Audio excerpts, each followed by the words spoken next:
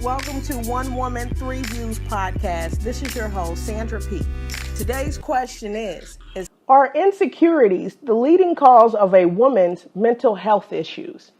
I don't think insecurities. I think insecurities reinforced with society's norms or what, influences what a person thinks man or woman. I think it's your environment as well. So it can be, your insecurity could be caused by family members. It could be caused by your environment. A lot of people would try to heal it with either God or mantras or meditation, because it does start with self. But how are those insecurities projected? Like, when do you become the most vulnerable towards them? When do you realize that you even have them instead of just reacting with them, So it does affect the mental health. But it's also one of the factors that, like I said, could be caused by the environment, your relationships with other people, and your relationship with Christ, or whatever spiritualness you deem you have to fall under. I don't know. I think some women's insecurities will cause them to have depression. I think, the effects of things going on in their lives depends on what it is. Depression is a subject that really nobody really wants to talk about. So if you look at it and say if a woman has an eating disorder, she is depressed. To me, sometimes that is a part of that whole concept of it. It goes into depression. So I think the two go hand in hand. Yeah, I definitely want to touch on that because I recall a time where not just myself, but my friend who, like I stated in the previous episode, who was a size 0, had been told that she was fat by whoever it may have been, despite that she wasn't in any way, shape, or form. She was not fat at all. But her just simply being told that did turn into depression, which is a mental issue, which was the development of the anorexia that led her to that spiraling. And in today's society, everyone wants the big lips, the nice plush lips. They want the big tatas and they want the big booty. Well, is that not going to a point where they say you get addicted to plastic surgery, and now that is a mental issue of saying you are not enough until you get more, do Botox, do injections, do, the lip injections, do the butt injections, do silicone, where it has now become the natural you is not good enough. That's why I say society norms. I mean, you got to look at it. I mean, culture, or just to me, like what society thinks, what is the end thing. It does play a factor in what we think of ourselves or how we reflect, how we look at ourselves in the mirror. And I say in the minority community, but period, I think that to me, we're all judged based on a standard. We're all judged based on a standard. And if you don't meet that standard of beauty, then you're going to have some insufficiencies or some insecurities within yourself, unless you're a very confident person. But my thing is that if you have those insecurities or insufficiencies within yourself, how do you not linger there for an extended period of time? I agree with you. I think that, you have to surround yourself with people that reinforce positive things in regards to, that you are enough, you are acceptable. But then also we have to look at that society or whatever the norms are, or the standard of beauty is not real. It's not real. It hasn't been real for a long time. We look at thinking that, only, black women wear extensions and Caucasian women have been wearing extensions for years, and nobody wants to address that. We look at like you said, for us, or I say us as in minority women, fuller lips or something that's acceptable. Well, now it's acceptable, but when I was younger, you got big lips, you got a big booty, that wasn't considered acceptable except for within your own culture. And now everybody has to have it. Yeah. But how do we, is how that is reinforced, that to me brings on that longevity of negative thinking and depression. So not just family, friends, but I think we have to break the cycle with what we consider beauty is. And even extending, I would say, besides beauty, because an insecurity doesn't necessarily mean that you may feel ugly or something as far as your features. Insecurity also could be how you feel in regards to worthiness, not necessarily based on your features. For example, if someone was constantly in an abusive relationship and they're constantly having to deal with that type of individual, are they personally seeking that out, or is that a mental issue in which they are comfortable in that type of environment? I believe that I was listening to something that touched on that, and it basically stated that what you grow up around a lot of times becomes a norm. So if you have critical parents who may speak to you with profanity on a regular basis, as you grow up, that becomes your norm for the people that you have in your life. So you're not shocked by it, by somebody cussing you out, because you grew up with that. And so that red flag or the disrespect that family members may have towards each other is normal to you, and you may even act it out.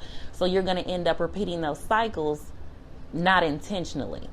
But also I wanted to touch on what you said about how it was the standard of beauty. This book that I read, The Push Out, the Criminalization of Black Girls, talked about how the standard of beauty is the middle class white woman. Around the world, that is considered to be like a standard of beauty. So growing up, when you're anything else and you don't meet that, as far as what you see on TV or what others portray to be that's the model of what you should look like, you may have something that comes up in depression form that could lead to that, like you said, anorexia or bulimia or anything that, or cosmetic surgery, because you're trying to meet those norms. But we were never meant to meet those norms because of how God made us. But also, like you said too, in relationship wise, it also has to do with, I feel, your environment, your relationship. I will agree on that, but also on the actual society standards for that, it's also, I think it also includes all women, because the typical standard is a blonde-haired, blue-eyed white woman.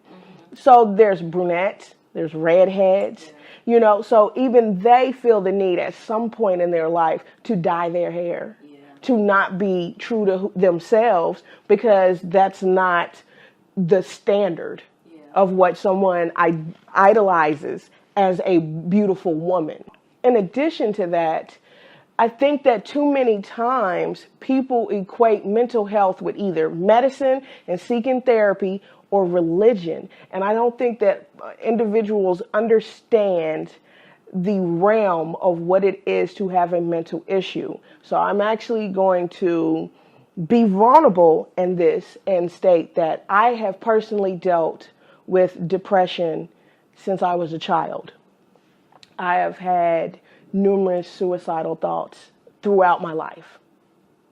And the reason for that is not an insecurity. It is because it gets to a point for me where I can no longer tell reality from fiction.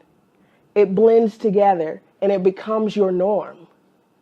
And if no one is paying attention, I'm going through the motions. You become a zombie. What someone sees as, she's quiet today, is not a quietness. It's a fear. What is going on? It is your brain trying to make sense of your environment. And it doesn't necessarily mean that you have had a bad childhood or anything. It just literally means that chemically there is an imbalance within you that you have no control over. And most of the medicine that is given numbs you to the point you have no feeling. So I've gone to therapy, I've taken medicine, and that is not the me I wish to be, because then I'm just going through a habit, a routine. And I think that a lot of people say, well, you need God in your life. Who said I didn't? I am not wanting to harm myself because I don't have confidence. I have the confidence. I love myself. The issue comes when I get into a depression. I don't have the control to pull me out. And I don't know what to do. There isn't a 1 through 10 to make you right. And people like to throw out that word crazy all the time. One person's norm is the next person's crazy. Well, they do say that there's a thin line between insanity and genius. I mean, there's a very thin line between insanity and genius, and I have to go biblical for a moment, but the battle is in the mind. It's not physical. We talk about standards of beauty and different things like that, but the battle has always been a mental thing, because you can actually achieve physical things, but your mind has to tell you can do it. So I think as far as like mental health is concerned, I mean, we've talked on it or spoke on it before. I don't think that society in general actually deals with mental health at all. I can recall when I was younger, and that would lead to 60s, where to me, I remember us having more access to mental health facilities. We have a lot of special needs kids these days that don't even have the access that I can remember my cousin having. And my little cousin was institutionalized. He was not functional, but we had that resource as a community, regardless of what color you were. As society, and I'll keep it there, our mental health rehabilitation or addressing it now is to send people to prison. So just period. I don't care what color you are. We don't deal with mental health at all. Humans don't deal with mental health. We look at mental health issues as being a deficiency, as being weak. And let's be honest, all of us have some type of mental health issue. But it's something to me that largely it's not addressed. Mm-hmm. We don't look at it. It hasn't been studied. It kind of is compartmentalized, and we hope we don't have to deal with it. I think that's the problem. I think mental health is also looked at as an imperfect part of an individual, and then you look at the family from which they came from. So the family issues may be imperfect. Am I imperfect? It's not meaning that you're imperfect. To touch on depression, I've dealt with it personally within my family. You know, my only brother, it's only two of us, dealt with it. And it came knocking at our door one day to where I had to literally stop my brother from committing suicide, which was the most craziest thing ever. And even after that, we never talked about it. As a family, we never talked about why he was feeling the way he was feeling. And then he just recently told me the latter part of last year, a lot of things that went on in his childhood, which you say being quiet, you know, as a child, you go through depression. He was going through depression, but it also had to do with some other family issues. And as a female, I've dealt with it in different ways, losing my father at 17 and dealing with other different things. And then having a child at 22, it's like your life is over. You know, that's kind of how it was brought to me. You know, you're not worthy because you did this unforeseen thing, having a child without being married. And that came from within the family, that you kind of got shunned a little bit. And it was like, and even in the church, they shun you if you have a child outside of marriage. And I think that we need to stop that, because we internalize that when we also have kids our own selves. Whatever we were taught, it goes to our children. And our children also suffer within depression and the insecurities and the mental health issues because we don't talk about it. I would agree with that. I would say that in my experience, I knew that there were certain traumatic experiences that I experienced that I felt I either was told not to speak about or could not talk about. For example, I'm a veteran during the Iraqi war. There are things that I witnessed that if I told the regular person, they would say, "Oh, that's a lot," and to be even more vulnerable. As of yesterday, I went through a very deep depression and called my mother and I said, I don't want to do anything anymore. And she said, "What's wrong?" I said, I haven't been able to find my happiness. I've been pretending, but I can't find it anymore. I don't know what makes me happy. And she said, "Well, you need to find it." I said, "What makes you think I haven't tried?" Depression is, the best way I can define it for myself is when I can't find the light, even though I'm trying. It doesn't mean that I'm giving up. Having the depressed thoughts or suicidal thoughts doesn't mean I want to give up on life. It means I don't have any other options. I can't find another way that makes sense to me in that moment. Whatever is stressing me out or bringing me down, I don't see the light at the end of that tunnel. It doesn't mean that I'm crazy. It doesn't mean that I'm not a believer in the Lord or any of that. It doesn't stop making me who I am. It just means that I finally got to a point, my back is up against the wall, and I don't see those options anymore. I don't see plan A, B, and C like I normally do when there's a balance. Somehow, something happened and it threw a curve in my day. And I'm just trying to get back on track. And I think that when it comes to mental health, if people had a better understanding and more of a passion to get what that person is feeling instead of telling them how they think it is, well, you need to get over that. If I could get over it, I would have. We wouldn't be discussing why I'm upset, why I can't find out how to get over this. Whatever it is that is bothering me, I am seeking that communication. And I will say that when people are attempting to take their own life, they do reach out to people. Yeah. It's when someone doesn't answer that they figure that I'm right. Yeah, you're right. I think that, I think that just one is awareness. I know that, even though some people in my family wouldn't want to admit it, from what I understood, and it was never discussed, to your point, Era, it was never discussed. But from what I understand, there's a portion or side of my family who has always suffered with mental illness and someone who actually took their lives with nobody in the family. It's like a family secret. Right. Nobody talks about it. And since I'm aware, that is there, then I have to be cognizant myself that sometimes when I get down, it may not just be down. But I think I have to seek out. You talked about seeking out. I seek out a support system and don't have a lack for words. But I know that sometimes I have to talk things through.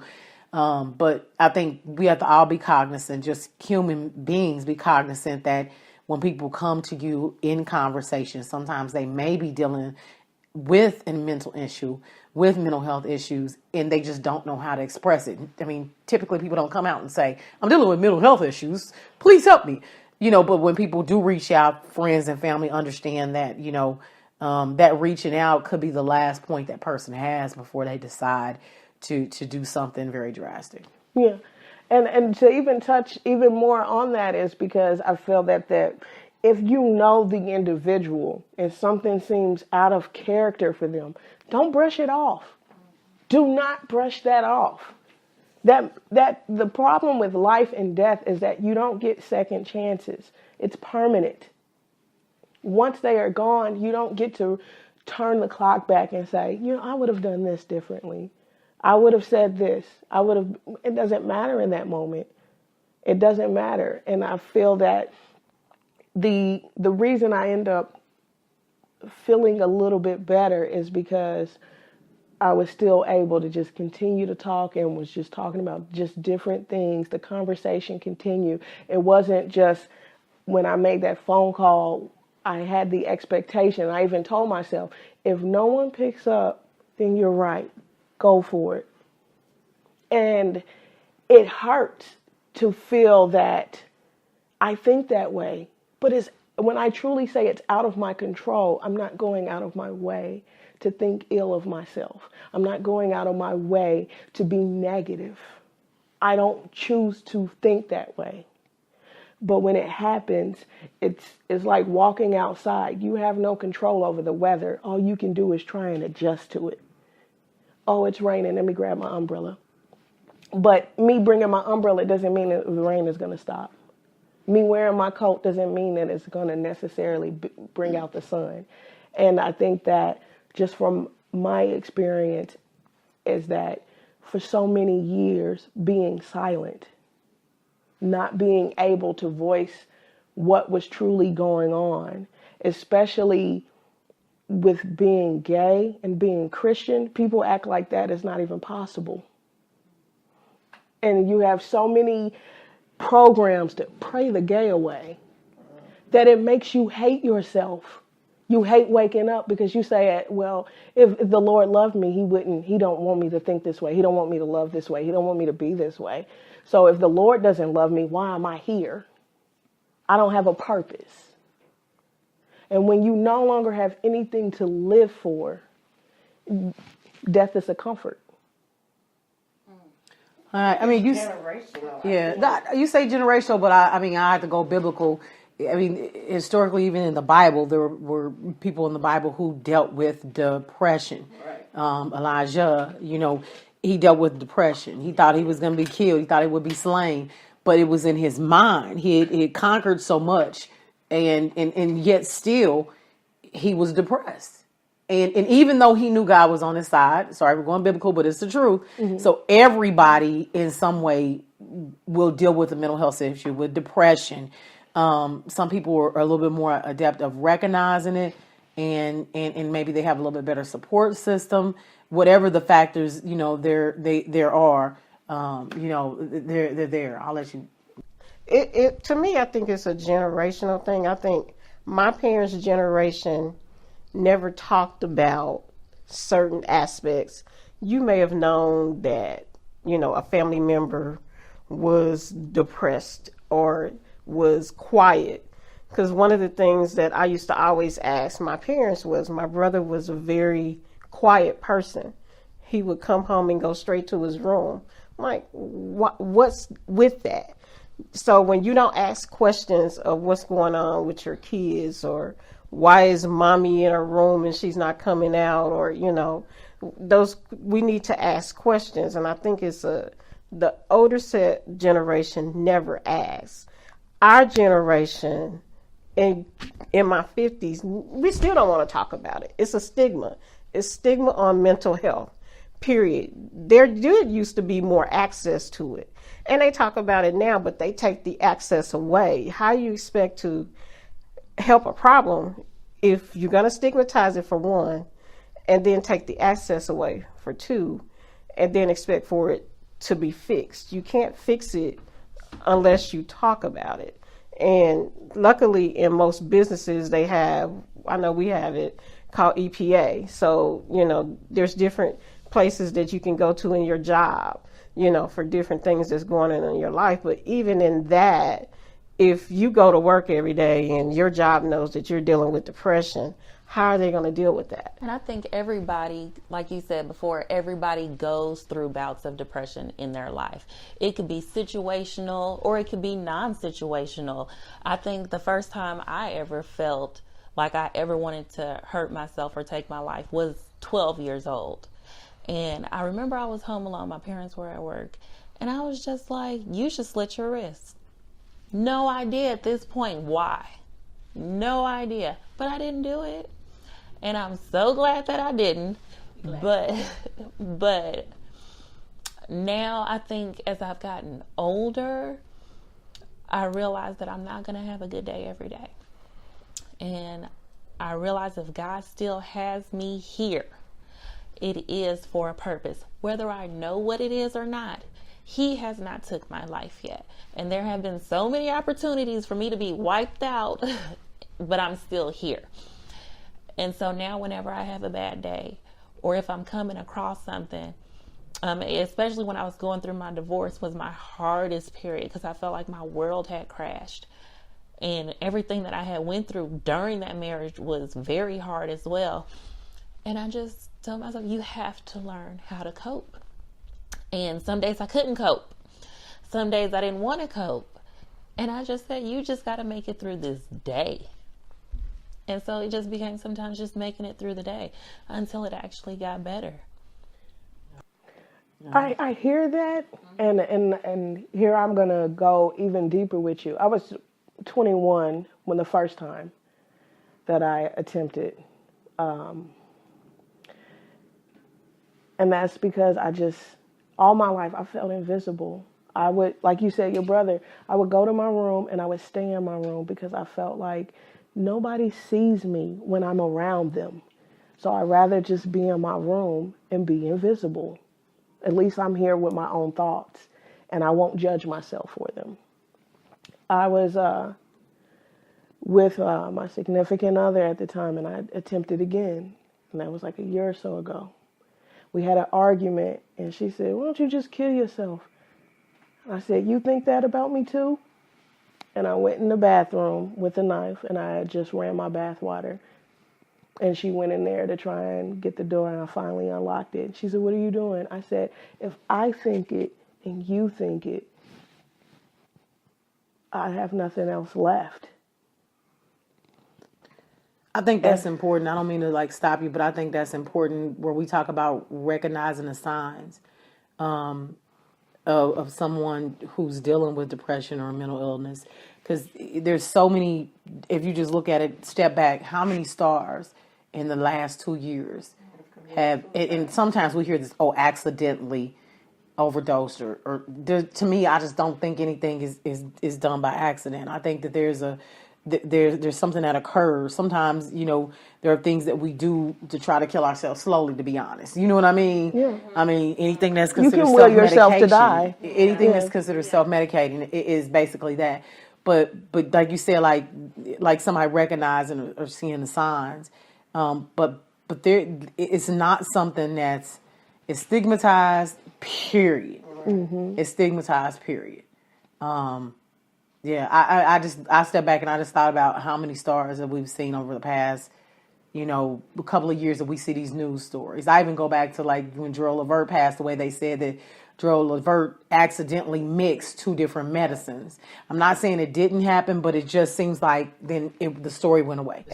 And you look at those people are people that are financially stable, and according to our way of looking at life, they should be totally happy.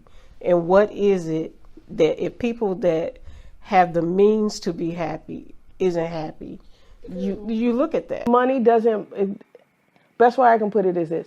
When you go home at night and you realize that you have people that you love and that have love for you, typically most people have kids or something to live for. And again, if you lose your will to live, you have nothing to live for. It doesn't matter what's in your bank account, because at the end of the day, when I look at my day, I come home to myself, I'm by myself, I'm constantly with myself. And it doesn't matter what's in my bank account.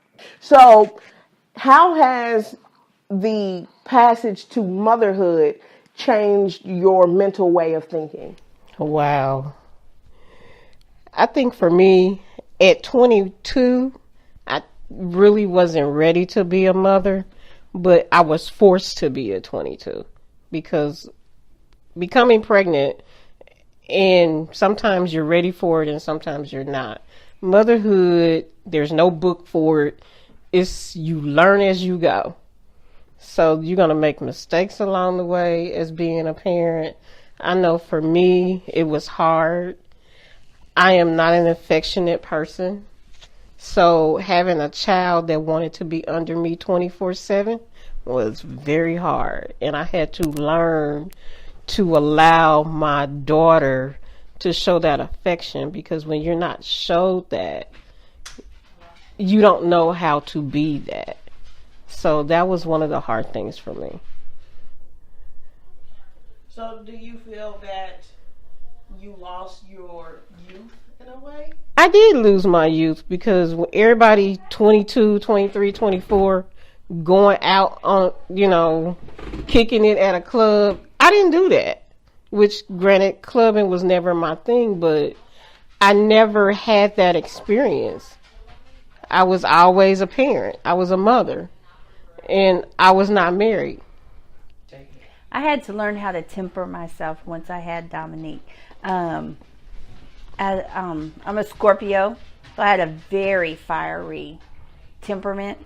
And I just felt like she didn't deserve that. She did absolutely nothing to deserve some of the venom that a Scorpio can give. So I learned how to temper myself. I learned how to not say certain things. So you learn how to talk to a child without talking childish, or When you grow up, you have to teach yourself how to be the parent that you want to be, to raise the children that you want to raise. I would say for me, I don't personally have children of my own, but I am godmother to young girls who are both the same age. And for me, when I was 21, I'm out and about and I'm living life, you know. And then I feel like I got hit with this commitment to be responsible of another child, and I'm like, you're leaving the kid with me? I felt like at that age, I was the most irresponsible 21-year-old you could be. You know, the whole changing the diaper was just a task where I gave the baby wipe, and then when they was nibbling on it, I was like, I don't even think I should have done that. But like you said, there is no rule book. There's no guide to say this is how you become the perfect mom or the perfect parent or any of that. And it's just hard to, if you don't personally have children, to have to instantly get into that role. Especially, I would say, if you're dating someone that has kids, changes your dynamics tremendously, because your way of living, like my home was never baby proofed or any of that. So here comes this person that I dated that had kids, and then I had to say, so I can't just leave knives around anymore? Okay, that's a shift. And then also entertainment wise, they don't just want to sit in front of the TV by themselves. They want you to watch. I do not want to watch this channel. I want to cut this off. I want to send you to school, but you're not at an age I can do that yet. And for me, it was just such an alter to what I knew as, you know, single, young person, having fun, able to make mistakes. Then I had to be responsible immediately. And I don't know what that is. I don't know. I don't have children, but I've had the pleasure of being godmother, and I've extended children through nieces and nephews. I am a godmother twice over. But to me, I just feel like it only enhanced my life. You know, to me, I saw what their mothers were going through in regards to, conceiving them, birthing them. And I mean, to me, it just gave me an opportunity to be the coolest, because I get to share in like secret things that maybe they don't tell their parents. Which you do tell, which I learned. Why you gotta just like out me like that? This is a podcast, not an outing. You do tell. Not an outing. Only when necessary, and sometimes plus. But I think the important thing is, like, to me, when my nieces and nephews are young, I mean, I feel like I've always had a youthful spirit. So when they looked at, movies that were animated, I love animated movies. So I don't know if it made me more of a big kid. Probably things their parents didn't want to do. But, I'm always a goer as well. So I think it was cool. Like, when I was going, they loved going. Little kids love to go. So I would take them with them. I've dated, individuals that have children. And, growing up, we were always in a situation where in our family, there are no halves, there are no splits. So I always, treat you as if you're mine. Because to me, I was like, if I was ever blessed to have children, I'd want somebody else to treat my kids the same way. So, I'm always going to, show that. And that's just I think maybe a different personality that I have. So, I mean, I just feel like I get to share in the cool things. And even, as they get older, I'm the one that gets to hear their secrets and then tell them back to their moms. Well, I would say that being that I am, a young adult, so to speak, and then I'm single and I don't have kids, I think I don't necessarily meet society's standard, because by my age, society says you should be married, you should have kids by now. And when you don't meet that, they say, oh, you're a good looking woman, you'll be able to get a man. I guess that's not what I'm looking for. I'm not looking to run out and meet someone, start a family, and have kids. Now, if that person wants kids, maybe we can talk about it. But I honestly never envisioned myself as a mother. I have a very great connection with kids, niece, god kids or whatever, or just even my friends' children. But me personally having that responsibility, I think that I knew right away I am too selfish to want to change my mentality in order to be a better person for this little one, and to have the responsibility of your life is in my hands was just too much of an ordeal for me to say that if you aren't taught how to love, that was my fault. If you weren't taught how to read and write, I didn't do it. If you can't be a better person based on me not teaching you, not where you were taught and you chose a different path, but if you don't have the tools to be the type of adult that can be independent in society, then that's my fault, because I dated women that weren't even raised to have the tools to be the women that were needed to be in that relationship. And that is at fault to their parents for the lack of information and teaching. And I just felt like I don't want to do that to another kid. I don't want to be that person at the club knowing I have a child. I'd rather just go out, kick it, have a little bit of fun, and know that I'm only responsible to myself. And I think it takes a strong woman to realize not all of us are meant to be mothers. And that's funny she says that, because I never envisioned myself not being a mother. I never envisioned myself not, like, literally, I thought I would be kind of like a housewife and raise kids. I always wanted 5 boys, enough to start a basketball team. That was where, and I'm far from that. I'm not a mother, but I agree that when I meet people say, you're very nice looking, this is that and the other, and my response is not like I didn't try. But I guess that may be a difference in position. So I always thought I'd be a mother. I'd always thought I would have experienced that, not only that in marriage, but hey, just didn't happen. So, I count it as a privilege when I have an opportunity to be involved with young people in regards to, raising them and whatever influence that, I can put on it, good or bad. So, like, most people don't set out to be parents.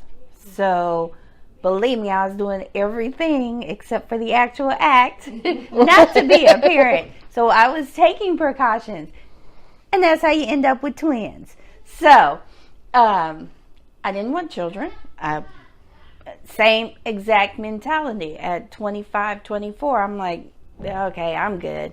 I don't need any kids. I don't need this. And now you sit here as a mother of 3. So, like Sandra said, I think that, like, growing up, me seeing people who I felt like weren't as responsible as they should have been in raising their children that were young. And then also I felt like just maybe some of my experience with my parents, and I'd always say I would never do this. So my rule was I would never bring children into the world unless, I was married, and, it's not going to be, you're not going to be my baby daddy. Not even for 2 minutes, not even for 3 minutes. You know what I mean? It just won't be that situation. So I've always, said that was just, that was how it was going to be, or it wouldn't be any other way, because I could see some things that cause trauma in people when they chose that path. How the kids actually paid for it, when parents don't have a good relationship when they're not together. So I was like, I'd never bring a child into the world, and that was my thing. And that's always been my biggest pet peeve. I don't understand it. And I guess it's because we haven't been taught. But why can't you understand that a relationship between a man and a woman is completely different than a relationship between a father and a daughter, or a father and a son? And I could never understand, why can't you two put yourself aside and let him have that relationship with his daughter or son, or vice versa? Why can't you do. Yes, and I just, that to me it's unfathomable. So I'll put it out there. My oldest child is not my husband's. Me and him have been together since she was 6 months old, but her father can't put not being with me past anything else. That's it. She isn't even a factor. Like, if he can't be with me, damn the kid. Well, what is that? That's not. Yeah, that's unfortunate. That's extremely. And she doesn't even know him. That's totally unfortunate. I was blessed at having my child at the age that I was. She and myself and her dad, I've known him since I was 10, so we've had a friendship. Granted, I wasn't trying to get pregnant. That was the last thing that I was trying to do. But we have this relationship that we put her best needs before ours. So anything that was done for the betterment of her. One thing that I did say after she was born, because I didn't want to have any more kids without being married. That's just how I was brought up in church. So one of the things that I said was, my thing, I would never have another child without being married. And I think only having one child now, looking at this going back, that was the blessing that God could have ever gave me, because what it did was I kept my promise to God, and God blessed my daughter to be able to have the life that she has. She has a good relationship with her dad. It's not perfect. No relationship is perfect. You're going to always have issues with your parents. But what we did as parents was we put her best needs before our own. There was nothing she did not want that we did not provide, as not being together as one couple. And I am so grateful for that. And then once he got married, that relationship with the stepmother even grew even better, because then our relationship as mother and stepmother became a whole different concept. That's the one thing about when you have kids and you don't get married to the father or the mother, you got to make sure if that parent remarries or marries somebody, that there is a relationship between you and that step parent, because that's the most important relationship. Because a step parent is going to be just so.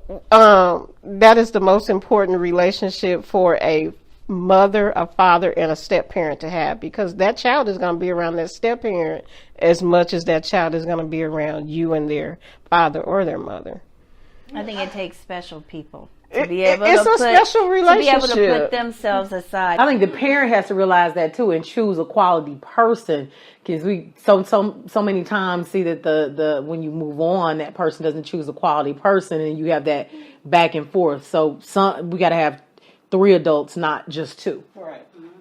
I would agree with that, because my parents divorced when actually I was 18. So I was not necessarily affected because I had already joined the military. I was out of the house. So I was already on my own as a legal adult.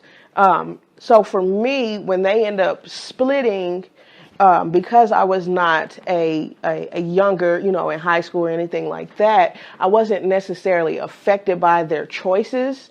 But I do feel my brother, being 4 years younger than me, though, was there during that whole change of my parents were married for such and such years. Now they're not. And also being young enough to have to go from mom's house to dad's house. And I do think that may have affected certain things that he may have witnessed in the relationship. But as far as I was concerned, my parents were married all of my childhood. Right. So I could say I saw that stability. So I knew what I wanted out of a relationship. However, there were certain things I knew that me being true to myself, I wasn't going to have a traditional relationship. And I also, which may be another topic as well, but I also am more so in a polyamorous relationship than I am monogamous. That's just my personal choice. So with having that, and also you add religion into it, comes a different factor. It changes the way people look at it. When people mention open relationship, they instantly think, oh, so you're having sex with a bunch of people. No, I can date more than one person and not be sexually active with any of them. To not be monogamous just simply means I have a connection or I have a relationship, whether it's emotional only, with just more than one person. It doesn't mean I am sexually active with more than one person.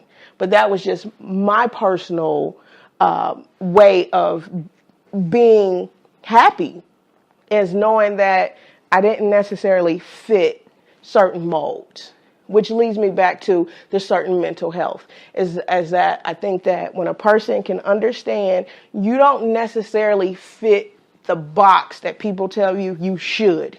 You don't necessarily want to be a housewife, or you don't end up a housewife, but you are still you. You didn't go the path that you wanted. You didn't want children, now you do. It's just how to adjust with that. So, which leads me to the last question.